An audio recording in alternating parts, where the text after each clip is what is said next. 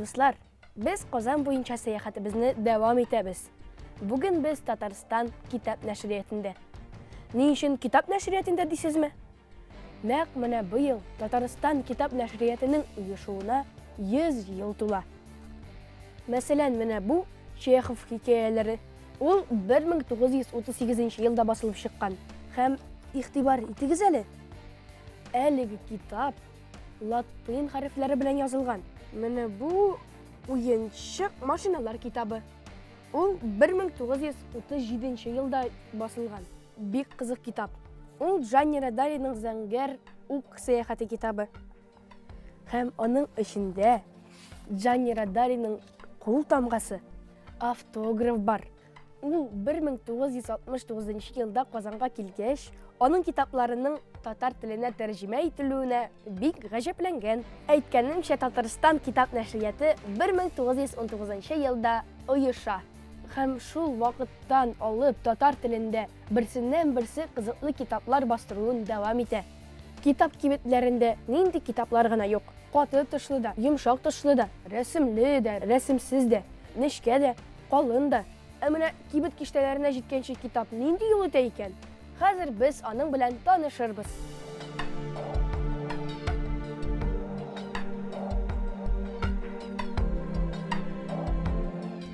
Do'stlar, biz hozir bolalar redaksiyasida eng ilk qo'lyozma redaktorlar qo'lini aylagan.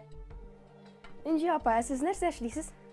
Eng ilk bizga qo'lyozmalar bunday qiyofatda kiradi deb aytayman. Анда ул qo'lyozmani redaktor siza kerak bo'lsa, anнары ул әкрен генә оригиналга әйләнә. Машинисткалар инде төзәткән була бөтен хаталарны. Аны корректорлар укыгач, ул инде корректурага әйләнә. Аннан соң инде ул чип-чистага әйләнгәч, аны инде главный редакторда карый, хаталарны төзәтеп бетергәч, инде без инде яны цветной вариантларын да карыйбыз.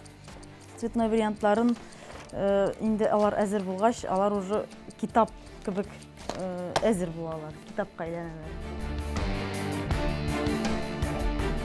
Бик зур рәхмәт, Инҗи апа.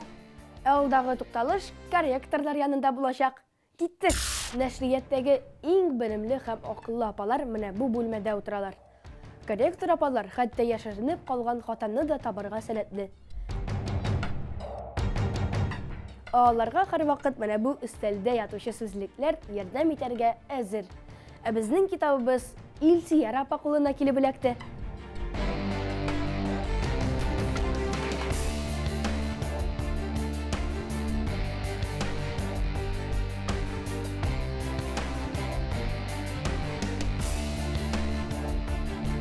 Дуслар, менә бу бүлмәдә рәссам дизайнер эшли. Ул рәсемнәр ясаган рәсемнәрне китап өчен әзерли.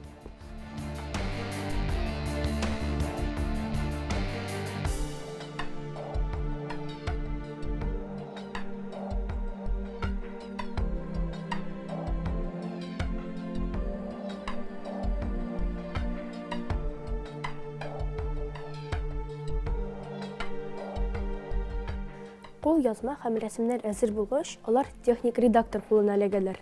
Техник редактор китапны битләргә сала. Ул эшләп бетергәч, китап типографиягә озатыла. Без хәзер басмаханәдә, типографиядә. Мин сезне хәзер китап бастыру серләре белән таныштырачакмын. Сезгә кызыкмы? Миңа бик кызык.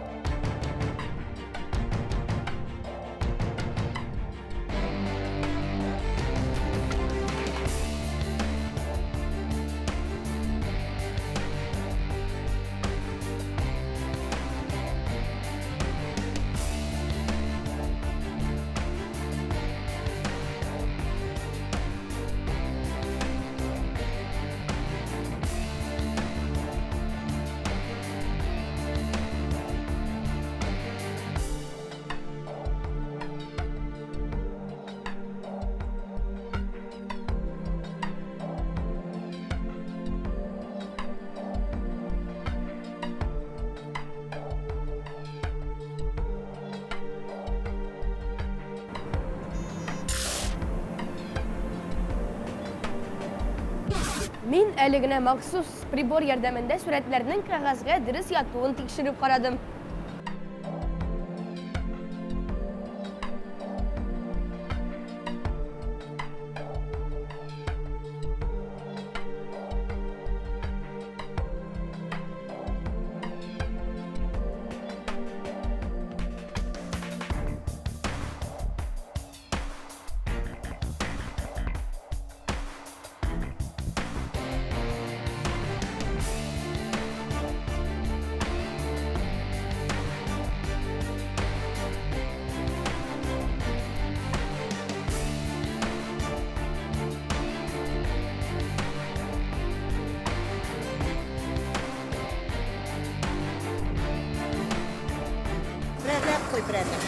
Дуслар, яна генә табадан төшкән китап дигәнне ишеткәнегез бармы? Менә мин әле генә үз күзләрем белән менә шул процессны күрдем. Дуслар, әле генә мин Татарстан китап нәшриятының генераль директорын Сәгъдәтшин Илдар Камиловны очраттым. Исәнмесез, Илдар Камилович? Исәнмесез. Сезгә берничә сорау бирсәм буламы? Әлбәттә. Барлыгы сезнең нәшрияттә елга күпме китап бастырыла? Елдан ел төрлечә була инде ул 200 дип саныйк. Узган ел 245 китап, исемдә китап чыкты. Быел күбрәк булыр дип өметләнәбез. Шуларның күпмесе балалар өчен? Без теләгән күләмдә күп түгел инде алар, әмма шулай да менә 3нче ел 32 исемдә, узган елны 34 исемдә балалар өчен китаплар чыкты. Быел да бу санны арттырырга тырышачакбыз. Сез үзегез бала чакта нинди китаплар укый идегез? Мин бөтен татар халык әкиятләрен иң беренче чиратта укып чыктым. Аннары бездә чыккан, менә Татарстан китап нәшриятендә чыккан һәрбер балалар өчен чыккан һәрбер китапны укып чыкканмындыр. Мин укымаган китап калмагандыр. Без хәзер гаджетлар, компьютер арасында утырырга яратабыз.